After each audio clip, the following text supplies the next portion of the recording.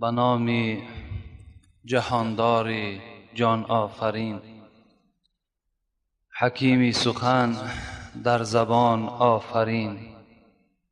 سپاس و حمد بی حد مر خدا را که صنعش در وجود آورد ما را. هر دم از ما صد درود و صد سلام بر رسول و آل و اصحابش تمام. السلام علیکم و رحمت الله و برکاته. پیش از آغاز صحبتمان اولا بهترین ماه رمضان، بهترین روز جمعه، بهترین شب قدر. الحمدلله، خوش به حال همه شما که این سه نعمت، این سه دور که هیچ دیگر قیمت ندارند، الحال ما و شما در همون ساعتها قرار داریم. بهترین ماه رمضان، الحال ما و شما روزدار هستیم. بهترین روز جمعه، الحال شما برای عبادتش آماده شدین. بهترین شب قدر، الحمدلله که در همین ماه موجود است. همه شما را به این ماه مبارک رمضان تبریک و تهنیت میگویم و یک جایه با همراهی شما دعا میکنیم. پروردگارا، اولا از این فضیلت هایی که در این ماه مبارک رمضان موجود است، خدایا تمام مسلمین و تمام آن کسانی که در این خانه تو نشسته هستند، خدایا برخوردارشان بگردانی. خدایا اجر روزدار فقط وابسته به خدا یک و یگانه هست، عددش معلوم نیست. خدایا آن اجر بی عدد را در نامه اعمال این بندگانت کتابت بفرمای. خدایا محبت خودت را، محبت تمام مسلمین را در دلهای ما نصیب و روزی بگردان. و خدایا محبت پیغمبرانت را، علی الخصوص محمد صلی الله علیه و سلم را در دل ما جایگیر بساز. خدایا محبت قرآنی که خود گفتی ذالک الکتاب لا ریب فیه هدی للمتقین.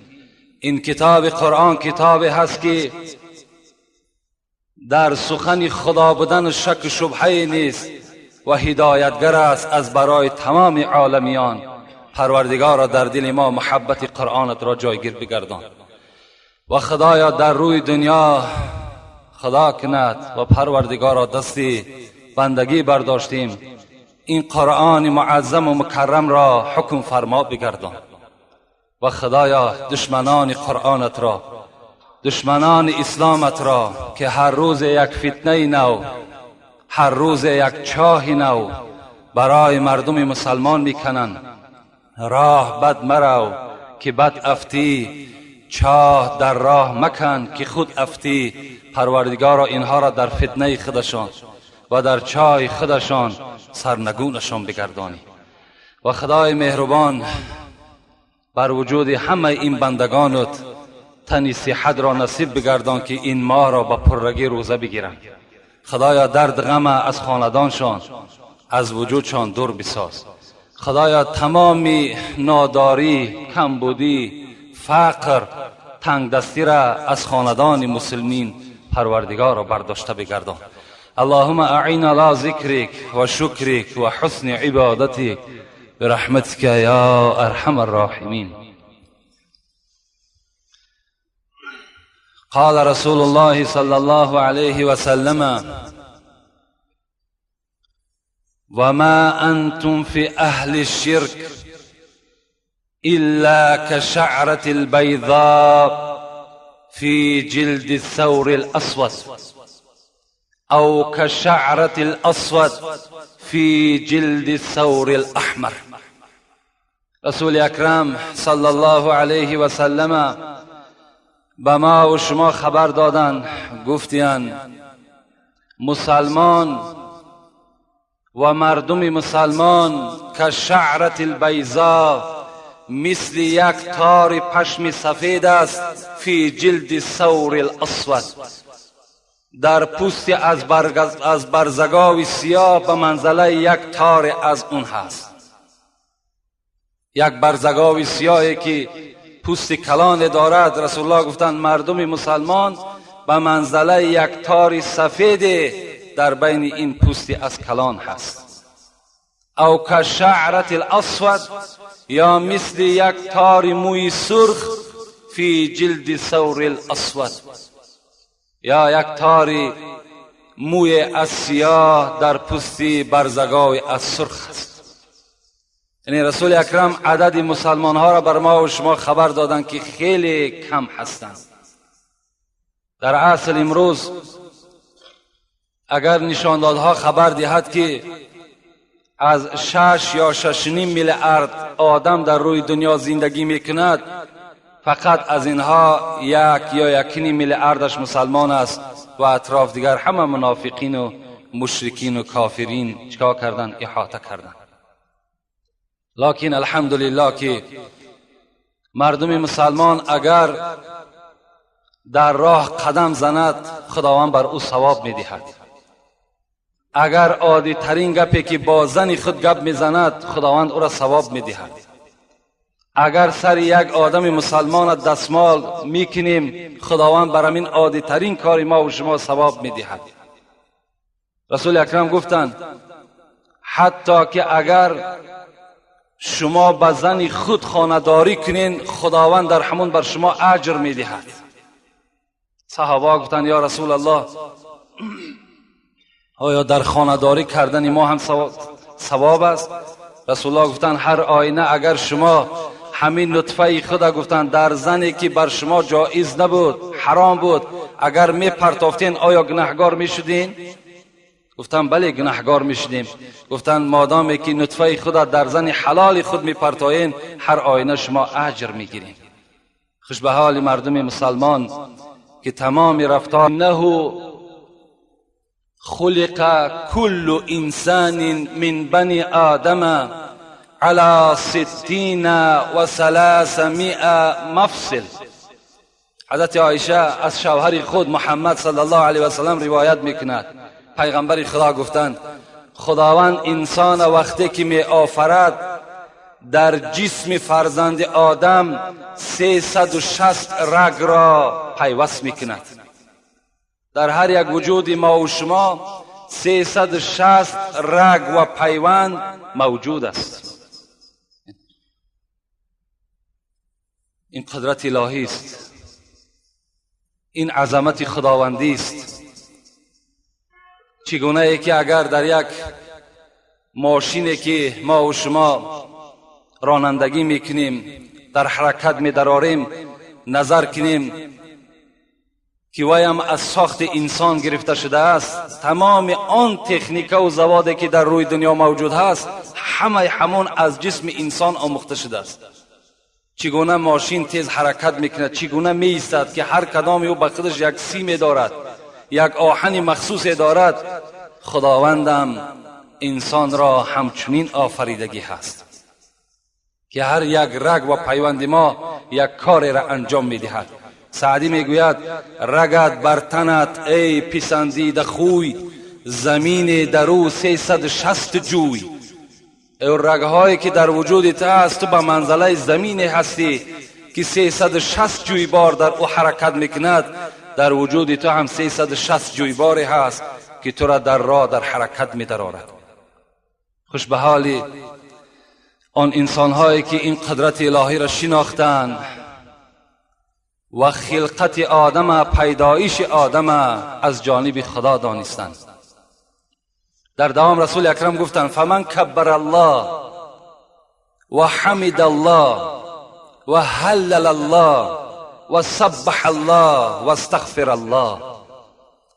اگر کدام شخص یک بار بگوید الله اکبر، یک بار بگوید لا اله الا الله، یک بار بگوید الحمدلله، یک بار بگوید سبحان الله، او عزل حجر عن طریق الناس، یا یک سنگ را پیغمبر گفتن از راه میگیرد و بیره میکند، او شوکتن، یا یک خار را از راه مسلمان ها بیره میکند، او عزما عن طریق، یا یک استخوان را پیغمبر خدا گفتن از راه بیراه میکند، او امر بالمعروف او نهی عن المنکر، یا امر معروف میکند یا نهی منکر میکند، عدد 60 و 300.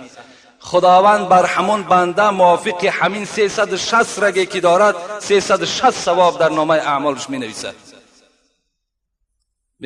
زیرا که برای یک امر معروف و نهی منکر از من کردن یا از شما کردن 360 رگ خدمت میکند.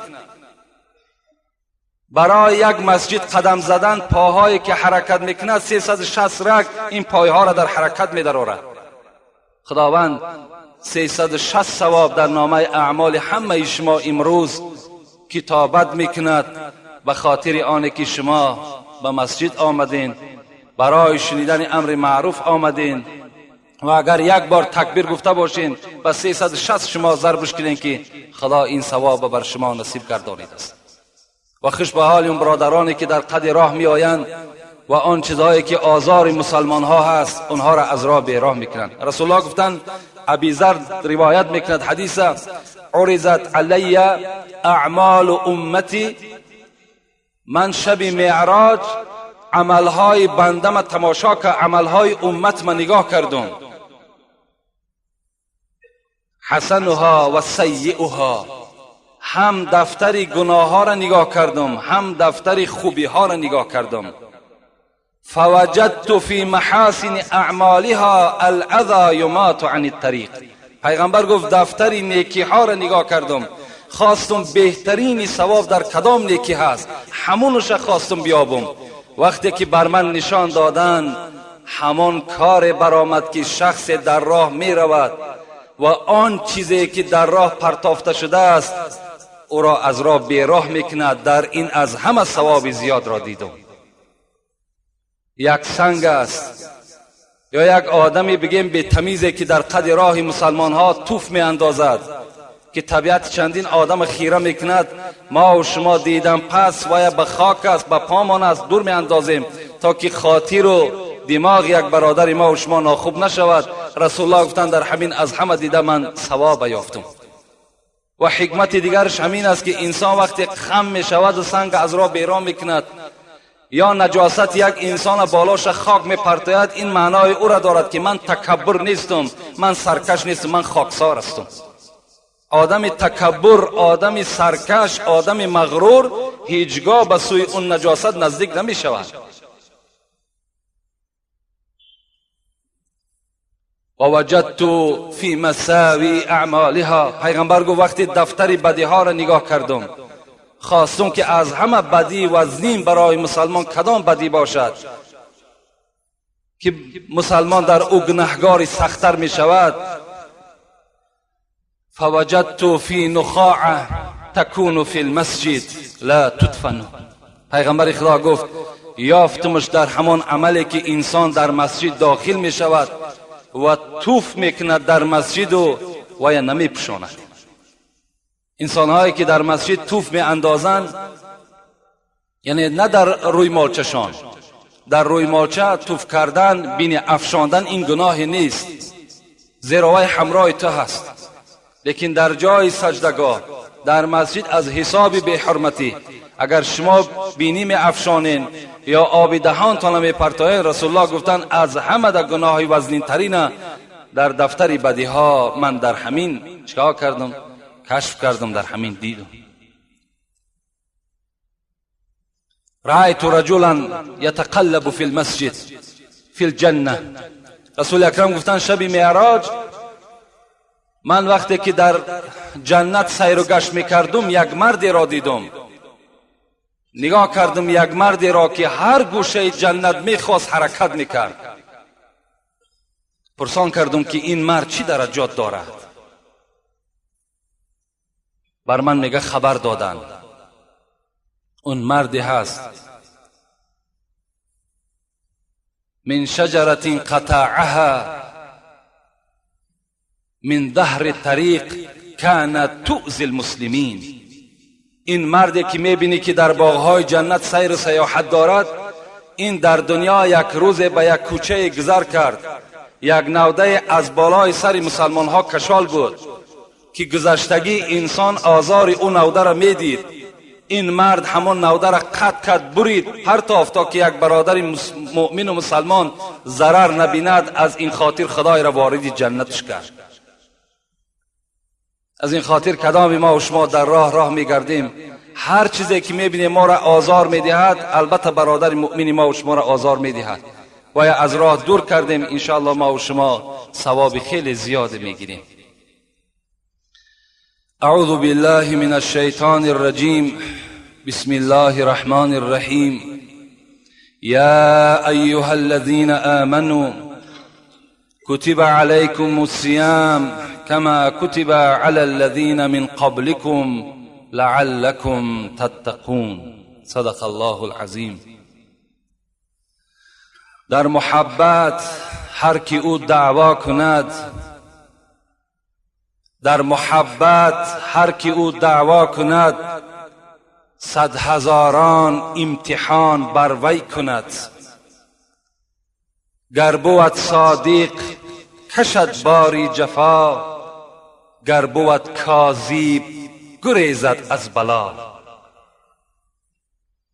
ولا نبلونكم بشيء من الخوف والجوع ونقص من الأموال والأنفس والثمرات وبشر الصابرين الذين إذا أصابتهم مصيبة قالوا إن لله وإنا إليه راجعون أولئك عليهم صلوات من ربهم ورحمة وأولئك هم المهتدون. صدق الله العظیم.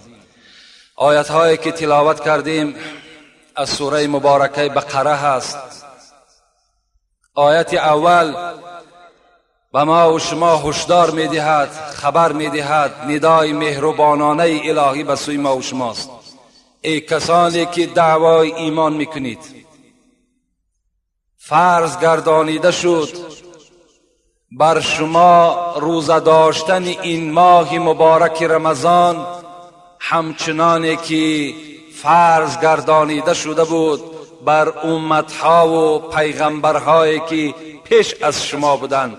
شاید که پرهیزکار باشید. این معنای تفسیر آیتی که اول بر شما قرائت کردم. از این آیت ما و شما چرا اخذ کرده میتوانیم؟ این اخذ کرده میتونیم که این ماه رمضان در امتهای پیشینم فرض گردانیده شده بود، یک ماه مکمل. بعضی انسان ها میگویند 3 روز است، 5 روز است، اینا کذب است، اینا دروغ هستند.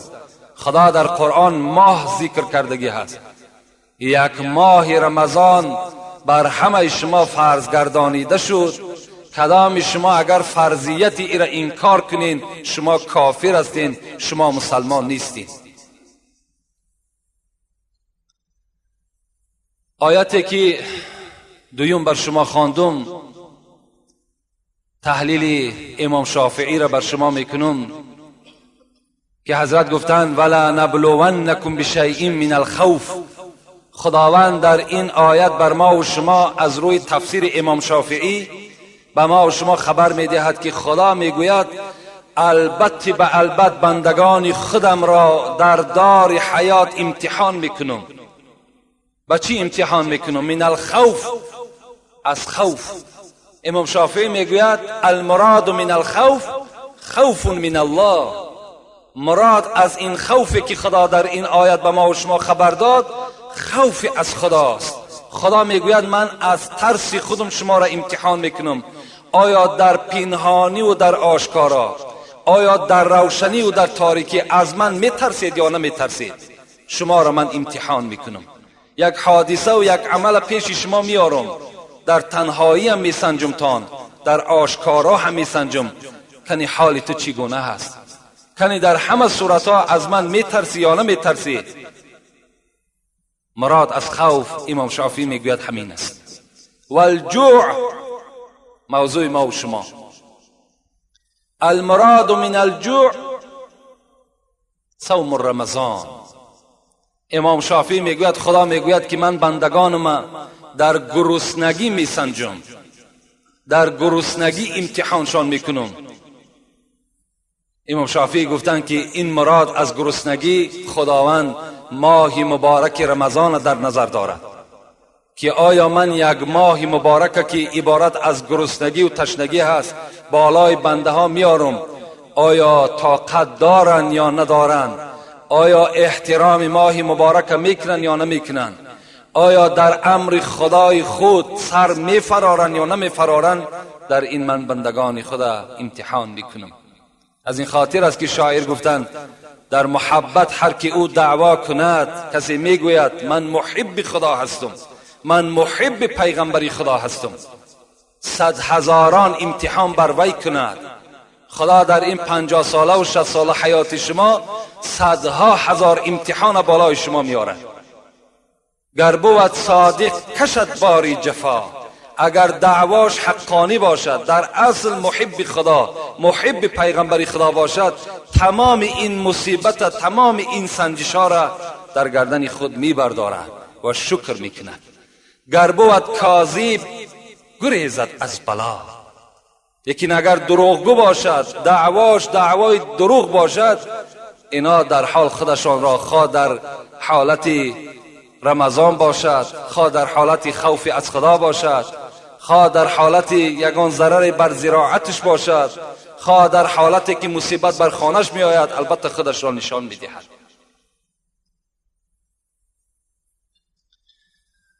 من فرح بدخول رمضان حرم الله جسده علی النیران.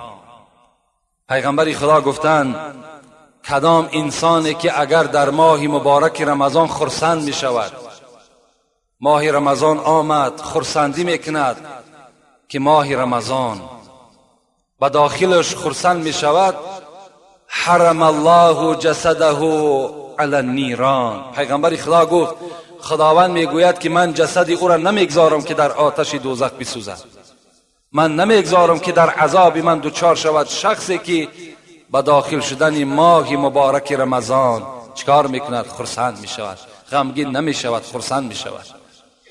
برای چی؟ برای چی؟ صاحب کتاب میگوید هر وقتایی که ماه رمضان فرا میرسد کشاده میشود، روز اول صاح العرش و الکرسی و الطیور فی الهوا السمك فی الماء الشمس والقمر والنجوم ما دونهم یقولون. کرسی صدا میداد است، کرسی الهی، عرش صدا میداد است، ملائکه ها صدا میدادند، آفتاب، مهتاب، ستاره ها، پرنده های در آسمان، ماهی ها در زیر آب، تمام حشرات هایی که در روی دنیا جان دارند. صاحب کتاب درة الناصحین میگوید همه اینها صاح فریاد میزنند. چی میگویند؟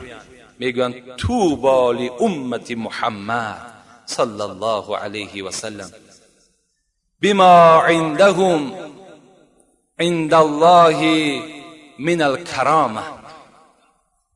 خوش به حال امت محمد صلی الله علیه و سلم با آن چیزی که در نزد خدا از برای اونها هست در این ماه مبارک رمضان. یعنی آن ثواب و آن اجرهایی که در این ماه مبارک رمضان است، اونها با خبر هستند، اونها میدانند. خوش به حال امت محمد که بر این ماه مبارک رسیدند. حدیث قدسی است که خداوند میگوید کل عمل ابن آدم له الا الصوم فانه لی و انا اجزی به. خب چی میگوید؟ پیغمبر خدا میگوید، خداوند میگوید که همه عمل فرزند آدم از برای خود وی است مگر روزه، روزه از من است، زیرا که بنده از خاطر من نه طعام میخورد، نه شراب مینوشد، نه همراه زنش خانه‌داری میکند، همه از برای من است. از این خاطر جزا و مکافات آدم روزه‌دار من خود میدهم. خداوند خود وعده کرده است. لأن الحسنات مجتمعة و طاعة مقبولة و دعوات مستجابة و الذنوب مغفورة و الجنة مشتاقة لهم. صاحب کتاب میگوید زیرا اینکه در ماه مبارک رمضان نیکی های شما 1/700 ضرب کرده می شود. تمام طاعتی که شما نیم کاله هم که انجامش میتین خداوند اون قبول می سازد. دعایی که شما به سوی خدا میبردارین، دست هاتون طلب بکنین، خدا قبولش میکند. گناه های شما را خداوند مغفرت میکند. بازم همه این چه است؟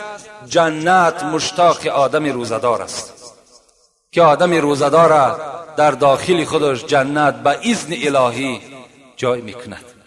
اذا جاء رمضان فتحت ابواب الجنه و غلقت ابواب النار و صفدت الشیاطین. پیغمبر میگوید وقتی رمضان آمد درهای جنت باز کرده میشوند، درهای آتش دوزخ بسته میشوند و شیطان ها در تمام روی دنیا بسته میشوند. در این یک ماه تمام مردم مسلمان از شیطان ایمن هستند. اگر کدام از ما و شما را خداوند نصیب کرده باشد در این ماه سفر ما و شما را به سوی آخرت، از روی وعده پیغمبر خدا درهای جنت برای ما و شما باز کردگی هست. ما و شما راستن به چی میریم؟ وارد جنت میشویم. از عذاب خدا به حرمت این ماه مبارک ما و شما ایمن میمونیم. انشاءالله در باب این فضیلت های ماه رمضان با شما صحبت ها میکنیم. الحال میخوام یک چند مسئله را که خیلی ضروری هستند، مسئله های داخل به ماه مبارک رمضان هستند، برای شما قرائت میکنم. گوش اندازیم تا که کدام عملها روزه ما و شما را میشکند، کدام عملها روزه ما و شما در هیچ خللی ندارد، کدام عملها در روزه ما و شما نقص میارد. انشاءالله الحال به شما خوانده میدهیم.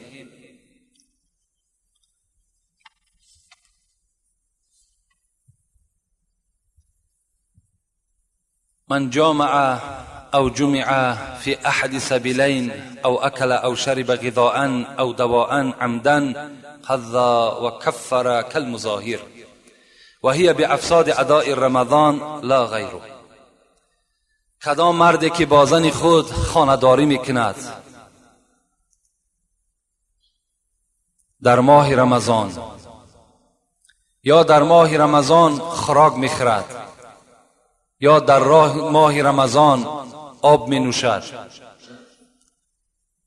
غذا باشند، یعنی بدن انسان از استفاده این قوت پیدا کند، او دوا یا اینکه دوای را استفاده میکند، یعنی چیزی نباشد برای درد دندانش باشد، درد سرش باشد، درد دستش باشد،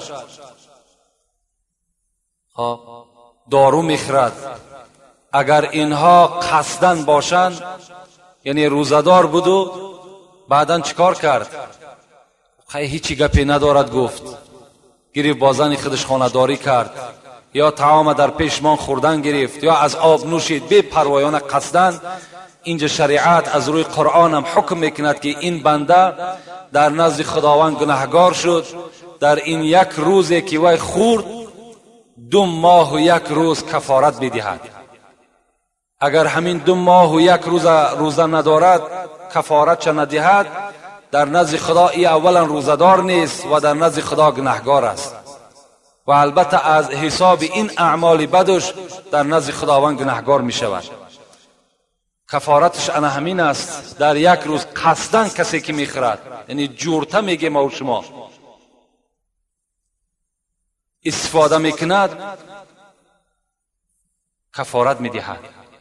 مثل مظاهر گفت. مظاهر کی هست؟ مظاهر در کتاب زهاری، کتاب طلاق میگوید که مظاهر کسی هست که یگان اعضای زنش را به اعضای زنش مانند میکند. مثل میگوید که سینه های تو مثل سینه های مادرم هست، یا شکم تو مثل شکم مادرم است، یا پای تو یا ران پای تو مثل ران پای اپم است. اگر به اینها تشبیه داد، این مردم تا کفارت 2 ماه روزه نگیرد به زن خود دیگر نزدیک شد. کفارت فقط در همین ماه مبارک رمضان است. اگر کدام ما و شما اگر از ماه رجب روزه بگیریم، از ماه شوال بگیریم، اگر قصدن هم که بخوریم، اینجا در یک روز قضا میگیریم. کفارت در گردن ما نیست. و این روزهای نفلی هستند، اونا فرضی نیستند. فقط کفارت برای همین روزهای فرضی هست. در یک روز روزه میگیرد، در کدام حالت؟ اگر خطااً روزه را بخورد. مثل دیروز ما قید کردیم که شما در ماه مبارک رمضان غرغره آب نکنین. اگر مبادای غرغره آب کردین و آب به حلق شما رفت، در یک روز روزه میگیری. کفارت ندارد دیگر. کفارت فقط برای آدمی که قصداً میخورد. برای آدمی که نافهمیده در حالت همان غرغره کردن آب که رفت، این صورت در یک روز روزه میگیری. یعنی ماه رمضان را که تمام کردی، بعد رمضان عید که گذشت، بعد عید چند روزه که مثال خطا، 1 روز خطا کردی، 2 روز خطا کردی، چکار میکنی؟ 1 روزی روزه میداری. او مکرهن، یا اینکه کسی تر مجبور روزه را میخراند. مثل دوره های پیشگونه ای که مردم روزه میخراندن. کسی که اگر یک در حلق شما روزه را مثال طعام میریزد یا آب میریزد، شما را قصدن روزه تون میخراند، در این صورت هم شما در یک روز روزه میگیرید. او فعل بزن انه لیل، یا گمان میکند این که شب است، یعنی در خانه نشستگی طعام خورده است، فکر میکند که تا حال شب است، بیرون میشود که الکی روز شده است. این آدم هم چکار میکند؟ در یک روز روزه میگیرد. یا در یگان بدن ما و شما اگر جراحی باشد، در همون داخل جراحی که مثال سوراخی دارد، اگر در سوراخی ما و شما دارو بگذاریم، در این صورت هم در یک روز روزه میگیریم. من عباره‌اش نمیخوانم، هم ترجمه میکنیم. یا در موضع هایی که سوراخی دارد، مثل سوراخی بینی هست، مثل سوراخی خواب گوش هاتون هست، اگر در همین ها هم که شما دارو را اگر داخل کردین، روزه شما را میشکند. مگر صاحب فتوا میگوید که اگر در چشم کسی دارو بچکاند، این روزه را نمیشکند. در چشم روزه نمیشکند و در دیگر سوراخی هایی که در وجود انسان است، اگر دارو را شما جا کنین، روزه شما را فاسد میکند. من غیر المصام گفت، یعنی در جاهایی که سوراخی نیست، مثل پشت دست است، شکیدن یگان مزه است، وازلین است و دیگر چیزایی که استفاده می، اینا باکی ندارند. اینا در روزه ما و شما هیچ نقصان نمیرسانند، مگر در حالت میرساند تأثیرش که اگر همون زخم چقر باشد یا سوراخی دارد که در داخلش ما و شما همون دارو یا تبلیت کرده مثال می اندازیم. یا اینکه سنگ پاره میخورد، این دم در یک روز روزه میگیرد. یا با پری دهان میپرتاید، این دم در یک روز روزه میگیرد. اگر به شرطی که خودش قصدن کرده باشد پرتاید، این صورت در روزه میگیرد. لیکن اگر خود دل میشورد، دل شراک میشود و میپرتاید، این صورت در روزه شما شکستگی نیست. قصدن اگر شما خود دلتان شورانده و پرتافتین، با پری دهان باشد، این صورت در یک روز روزه میگیرین. اگر نافهمیده روزه گرفتین، نافهمیده روزه را خوردین، رسول اکرم چی گفتند؟ من نسیه و هو صائم، کسی نافهمیده آب نوشید یا طعام خورد یا یک دوای را استفاده کرد، فاکل و شرب فلیتم صومه، پیغمبر خدا گفت روزش تمام کنه، فانما اطعمه الله و سقاه. برای چی؟ زیرا که این طعام و این شراب خداوند بر او داد، این ضیافت خدا بود، این مهمانداری خدا بر بنده بود. کسی که نافهمیده میخورد خوش به حالش. کسی نافهمیده اگر استفاده کرد همان روز باور کن برای باید خرسندی حد کنار نداشته باشد، زیرا این ضیافت خداست. اگر نافهمیده ما و شما خوردیم، خطاً نه بلکه نافهمیده. آدم فراموش میکند گاه که من روزدار نیستم میخورد. اینت شما تصور کنین که خدا شما را ضیافت داد، شما بنده دوستدار بدهید. او احتلمه، یا مثال آدم روزدار روز خواب میکند، خواه شیطان مثال فندش میزند، یا اینکه مثال در خوابش یگان خواب میبیند بیدار میشود که احتلام شده است. در این صورت هم روزه شما شکستگی نیست، رفته غسل جنابت کنین. آوازی کردن بر روزه هیچ ضلال زیان نداره. رفته آوازی تو نمیکنین، غسل جنابت میکنین و روزه شما را نه میشکنند، نه کفارت دارد نه قضا دارد. او نظر فانزله، یا اینکه اگر به سوی زن خودت نگاه میکنی و شهوت کشاده میشود همون احتلام میشه، این صورت هم در روزه تو ضلالی نیست. یا اینکه در دهان شما غبار میدراید، چنگ خاک میشود در دهان شما هم چنگ خاک میدراید. او دخان، یا اینکه بعضی آدم های اصلا زکام میشوند، مثال سیپندود استفاده میکنند، یا نزد چکدان باشند نان میپزند.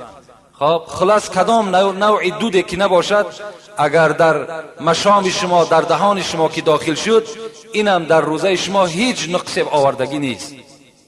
او ذباب حلقه، یا اینکه پشه که در حلق شما داخل می شود، اینم روزه شما را نمیشکند. اگر بوسه کند یا زن خودش را بوسه میکند یا میساس میکند، اگر انزال شود اینجا قضا میدارد. زیرا که در ماه رمضان فقهای ما و شما میساس کردن بر زن و بوسه کردن زن اگر خوف شهوت باشد من کردن. یعنی انسانی که خودش اداره کردن نمیتواند، میداند که بعد بوسه یا بعد میساس دادن زن ممکن است که مثال کار به حد کلانش برساند، این صورت چکار میکند؟ وای باید که احتراز کند، وای باید نه بوسه کند و نه چی کند، نه میساس کند.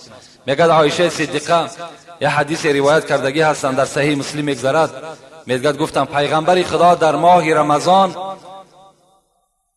بعضی از زنهایش را بوسه میکرد و بعضی از زنهایش را میساس میداد و میگه خنده کرد. صحابه ها فهمیدن که همین خود عایشه بود که رسول الله همین عایشه را در کنار خود میکشید، میبوید، بوسه میکرد، لیکن رسول اکرم بود و ایمین از شهوت بود. از این خاطر کسی ایمین از شهوت هست برای باکی ندارد.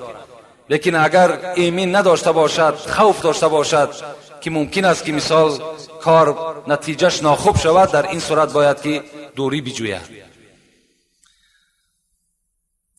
آن چیزی که میگه در دندانهای شما از خوردن سحر باقی ماند، اگر کمتر از دانه نخود باشد شما را به زبان خود حرکت دهید و فرو برید، اون روزه شما را نمیشکند. مگر در کدام حالت میشکند؟ وقتی که بدن همون زبان ما و شما میبراریمش و نگاهش میکنیم که مثال از نخود دیده کمتر است، خانان است، خواهیگان نوع طعام دیگر است، بعد اگر فروش بریم این صورت در روزه ما و شما را میشکند. اگر نادیده با همون زبان حرکت شدیم فروش بریم، این صورت در روزه ما و شما نمیشکند. با خایدن دانه کنجیت هم صاحب مسئله میگوید که روزه انسان نمیشکند، زیرا که دانه کنجیت خودش بسیار حدش اقل از کم است، با خایدن خودش در همون گوشه های دندان باقی میماند، او به حلق هم دیگر نمیرود. از این خاطر اگر دانه ارزن وارد چیزی که اگر در حلق شما رفت و او را خایدین هم که فرو هم که بردین، روزه شما را نمیشکند. و پرتافتن بر شما ذکر کردیم که اگر مبادایی که بر دهن شما آمد پر و شما او را دویم باره باز اگر داخل فرو بردین، اینجا روزه شما را میشکند.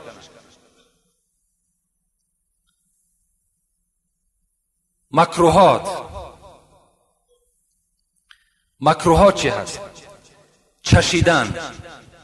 چشیدن در روزه ما و شما کراهیت دارد. چیزی نباشد از طعام باشد، اگر ما و شما برای چشیدن که وای شور است، وای تلخ است، وای شیرین است، در این صورت نماز ما و شما در کراهیت پیدا می شود. و خاییدن نان هم یا خاییدن یگان نمودی میوه هم، این هم خاییدنش، فرو بردنش نه، خاییدنش هم در روزه ما و شما کراهیت دارد، مگر اگر طعامی که مادر برای کودک معده داشته باشد، اگر مادر خاییده در دهن کودک بگذارد، اینجا باکی ندارد. مادر حق دارد که طعام میخواید و در دهان همون فرزندش میگذارد.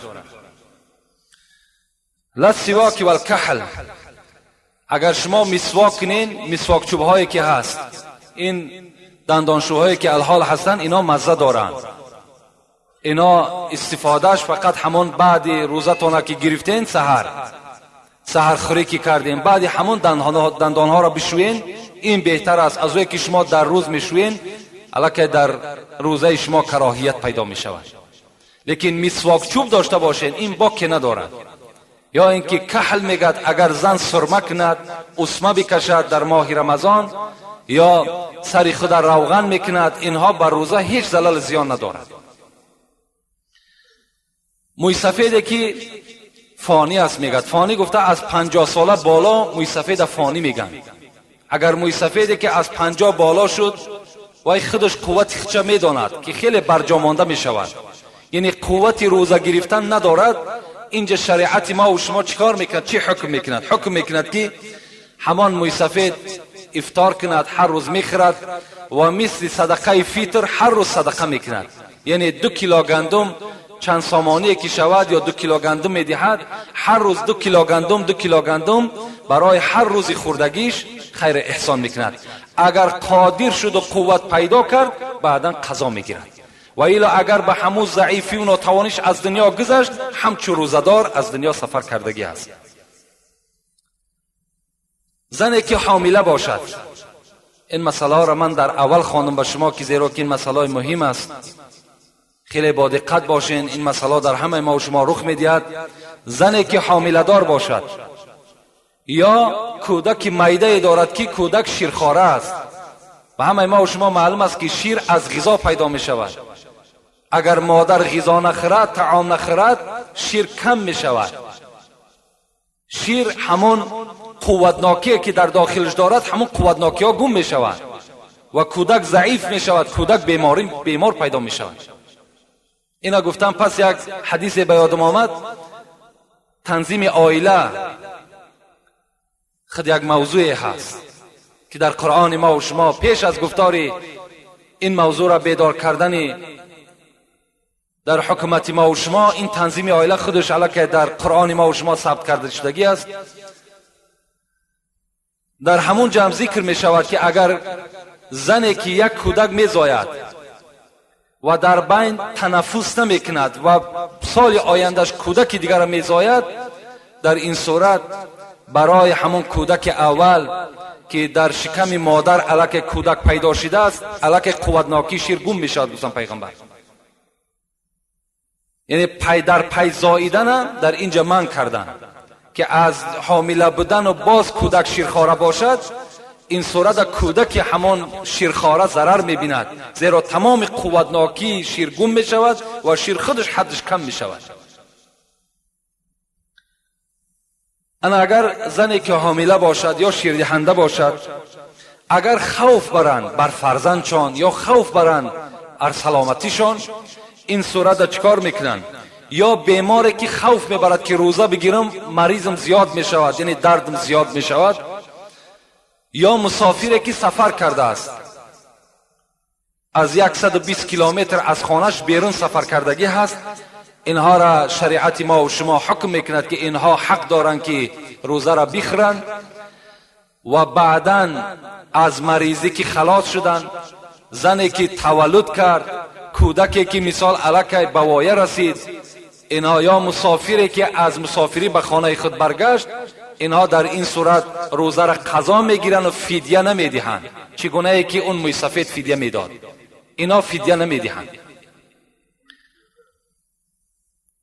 پای پیاده شهر نیست، اگر به سمالیات میره، به مرسیدس میره، به چیزی میره، همین 120 کیلومتر طی کردی تو مسافر هستی ولی بسیار از همین عقیده در ما و شما که وقتی آدمایی که مثال سفر میکنیم به دوشنبه میریم، بعدن چیکار میکنن؟ همان 4 رکعت فرضی که هست، حالا که خدای ضیافت خدا از 2 رکعت گفتگی است، 2 رکعت فرض بخوانین. بعد چی میگد؟ این من مثال وقتم خوش است مانده نشیدم، از همین خاطر من میرد 2 رکعت میخوانم. اگر 2 رکعت خواندی تو ثواب نمیگیری، تو بلکه اگر 4 رکعت خواندی تو ثواب نمیگیری، تو در اینجا در نزد خدا عاصی و روسیا هستی. خدا فرمان داده است در سوره نساء شما سفر کردین نماز قصر کنین، نابسته تو به ماشین میره، به اسب میره، پیاده میره، فرقی ندارد. این ضیافت خداست، این حکم خداست، شما به جا بیارید. خب و صوم سفر لا یضر احب. اگر مبادا ما و شما به دوشنبه رفتیم مسافر هستیم، حق داریم که روزه را در همونجا میخرید، حق داریم، مسافر هستیم. خدا فرموده است در سوره بقره. لیکن اگر دلتون نخواست، مثال تو سحر روزه گرفتی و بعد رفتی گفتی نه نمیشکام، این دم حق داری نشکام. در روزه حق داری، برای تو مستحب است، بخواهی بگیر، نخواهی نگیر.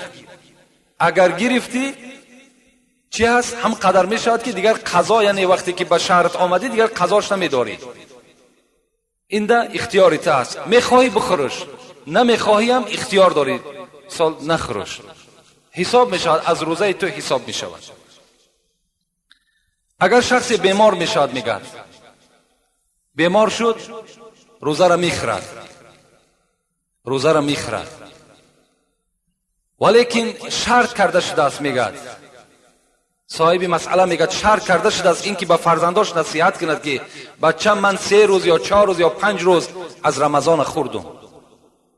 یعنی اگر به شرطی که بعد همین تندرست، یعنی بعد همون بیماریش مثال 3 روز یا 4 روز صحت می شود، مثال یا 5 روز روزه گرفت، 5 روز بیمار بود، مسئله را خوب گوش اندازین، 5 روز بیمار بود، در حالت بیماری خدا را رخصت دادگی است که بخورد. بعد همین بیماریش 3 روز دیگر حیات دید و از دنیا گذشت. این صورت در وارثاش باید چیکار کنن؟ همون 3 روزه ای که تندرست شده بود و روزه نگرفته بود، همونا را فدیه شه بتن. اون 5 روز بیماریش نه در اون حالت خدا بخشیدگی است، فقط همون 3 روزش چیکار میکنن؟ فدیه شه میدن، خلاص. این شرط کرده شده است برای همون آدم که وصیت کنه فرزنداش که من 3 روز دیگر حیات دیدم و از جانب من فدیه بده.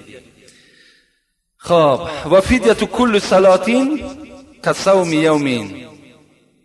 بین همین آدمی که فدیه میدهد بچه‌هاش، اگر همون آدم روزه نمازش هم که نخوانده باشد، مثال مبادا در حالت بیهوشی بود، این صورت نماز از گردن او برداشتگی هست و برای نماز فوچیدش هم چکار میکند؟ فدیه میدهد، مثل با صدقه فطر. یعنی 2 کیلو گندم از روزش میدهد، 2 کیلو گندم دیگر از حساب نمازش میدهد. امروز ما و شما دوره میکنیم، دوره‌ای که در مرده ها میکنیم، اگر چنده که این صحیح نیست، این دوره خودش صحیح نیست. در آدم های دوچار میشیم که بالکل نماز نخوانده است. ما و شما دروغ میگیم، همین دامله ها دروغ میگن، بعضی را ادا کرده است، بعضی را قضا کرده است. اکنون که ندای پرصدای ارجعی الی ربک راضیه مرضیه به گوش این بیچاره رسیده است، به سبب این، به سبب موت از ادای اون عاجز آمده است. این سخن ما است در دوره ها، لکن دروغ میگیم. ما در نزد خدا گناهکار هستیم. کدام نیکبختش بگیم، بدبختش بگیم، این بدعت جاری کرد، این بدعت است، این از شریعت ما و شما نیست. اگر من یک قابچو، بعضی آدم‌ها تصور میکنن که همون دانه‌های گندم چند که زیاد شد همون قدر مغفرت گناه میشود. نه، اگر تو 1 تن گندم در همونجا بگذاری دوره بکن، باور کن همون آیت کریمه اینجا نفوذ دارد: و ما یعمل مثقال ذره خیر یره و ما یعمل مثقال ذره شر یره. تو در دنیا ذره نیکی کرده باشی، پاداشت نیکی است. اگر ذره بدی کرده باشی، در نزد خدا اگر 10 تن گندم که دوره بگردانن، تو از عذاب خدا نجات نمیابی.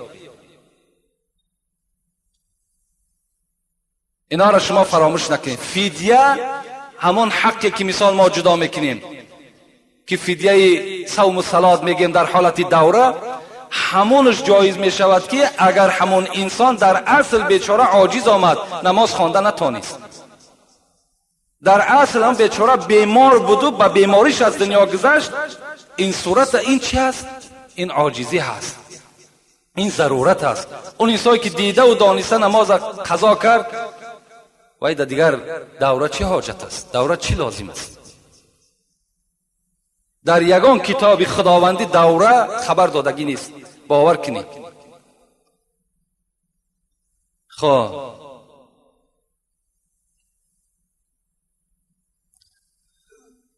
و یمسک بقیت یومه مسافر قدما. اگر مسافری که در نصف روز رفت و در دوشنبه رسید، این صورت میگه اگر در نصف روز که رسیدی، مثال نصف دیگرش مانده است، همون نصف روز چکار کن؟ نصف روز در باقی بمان، روزت نخور.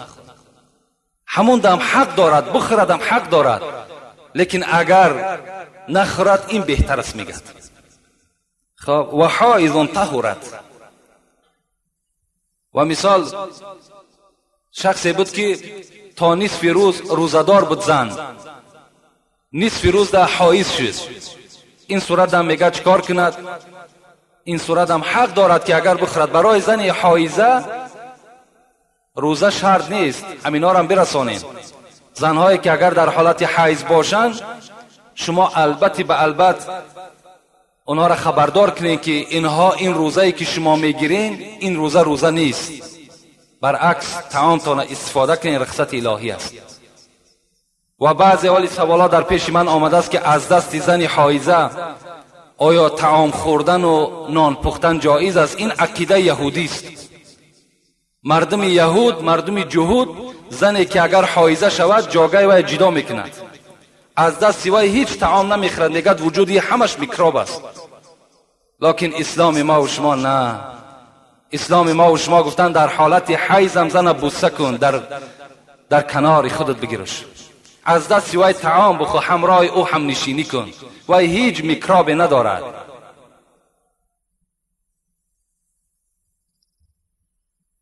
خب جنون کل شهر مسقطون. اگر کسی که از همین روز تا آخر ما دیوانه شد، کسل دیوانگی گرفتش، روز عید هوشیار شد، از گردن او ساقط است، دیگر روزه نمیگیرد. للبعض میگه اگر یک روز یا 10 روز یا 20 روز یا 25 روز کسل دیوانه کسل شد و صحت شد، چکار میکنه؟ در حالت صحتیش همون روزه را پره میگیرد. و این اغمی علیه ایاما قضاها الا یوما نواها. اگر به شرطی که آدمی که بیهوش بشود، آدمی بیهوش هم آدمی که در روز مثال اغمی علیه میشود، ایاما چند روز، مثال 3 روز بیهوش خواب میکند، همینم چکار میکند؟ همینم روزش قضا میدارد، الا یوما نواها، مگر روزه میگیرد. این بود بعض مسئله و مسائلایی که من مختصرا برای شما فهماندم. در همین ماه مبارک رمضان ضروری هست کدام سوالهایی که در شما هست نافهم است، میتونید که هر روز اینجا آمده مراجعت کنین، میتونید در جمعه ها بنویسین.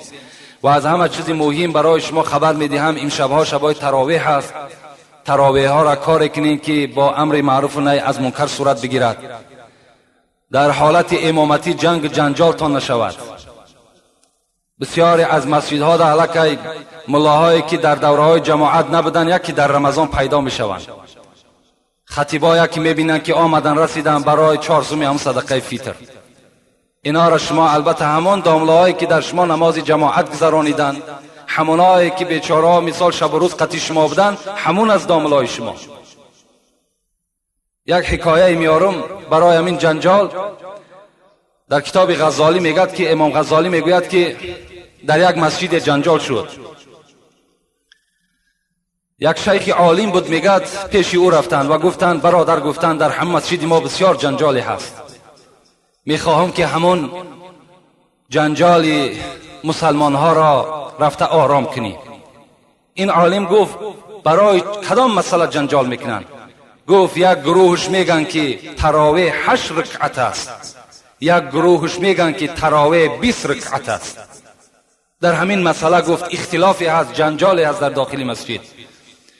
عالم کی بود چی گفت؟ گفت حکم میکنم که در مسجد بسته کنین، تمام شه از مسجد بیرون کنین، در مسجد دیگر نماز نخوانند. گفتم برای چی؟ گفتن برای که نماز تراویح خودش سنت است، لکن اتفاق مسلمین این فرض است. اتفاق شدن، اتحاد شدن، محبت بین دو مسلمان و مؤمن ها این فرض است، لکن نماز تراویح را خواندن این سنت است. برای یک سنت شده فرض ترک میکنن، مسجد بندین و مسلمانان را از مسجد بیرون کنین. کاری کنین که در بین شما اتفاقی باشد، کاری کنین که برای همون 400 صدقه فطر بین یکدیگر خصم و عداوت و بین یکدیگر جنجال نکنین. رسول اکرم میگوید الصوم جنة ما لم یخرقها، روزه برای شما یک سپر است از آتش دوزخ، شما را حمایه میکند در صورتی که شما در دنیا نشکنینش. همین سپر اختان از دست ندین. گفتن یا رسول الله چگونه سپر میشکند؟ گفتن کدام برادری که با یکدیگر کین نداشته باشد، کدام فرزندی که نزد پدر عاق باشد، کدام انسانی که نماز نمیخواند، کدام انسانی که در نماز جماعت اشتراک نمیکند، کدام برادری که زبانش در همین ماه مبارک رمضان روزدار نیست، غیبت میکند، بهتان میکند، دروغ میگوید، اینها همان کسانی هستند که روزه را شکستند، همان سپر را شکستند. این دیگر در روز قیامت این روزه برای اونها سپر نمیشود. کاری کنید که از این طایفه نباشین. رب صائم لیس من صیامه الا جوع، پیغمبر خدا گفت بسیاری از روزدارهای هست که بر اونها فقط تشنگی و گرسنگی میرسد، از ثواب چیزی نمیرسد.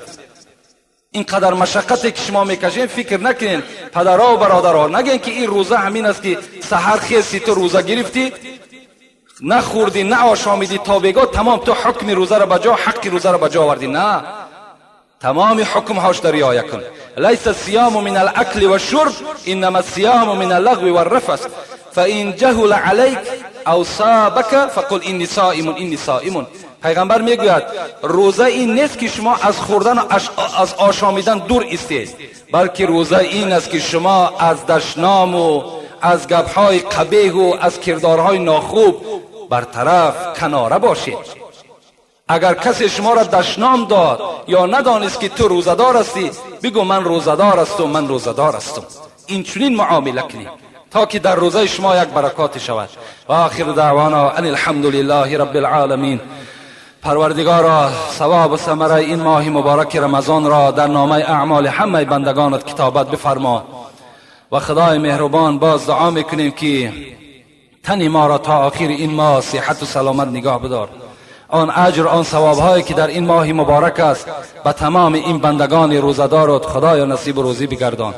و خدایا اتفاقی و اتحادی را در تمام مسلمان های روی دنیا برقرار و بردوام نگه بدار. خدایا گذشتگان ما را رحمت و مغفرت بساز، بیماری ها من شفای کامل نصیب بگردان. فرزند طلبه ها باشه، فرزندای سالم و صالح نصیب شان بساز. فرزندایی که از ما و شما بیرون از خاندان هستند سفرهای با برار و بی خطر نصیب و روزیشان بگردان. یک برادر خیر کردن در حق ما دعا کنین خدا عمر دراز و تن صحت و خاطر جمع نصیبش بسازد.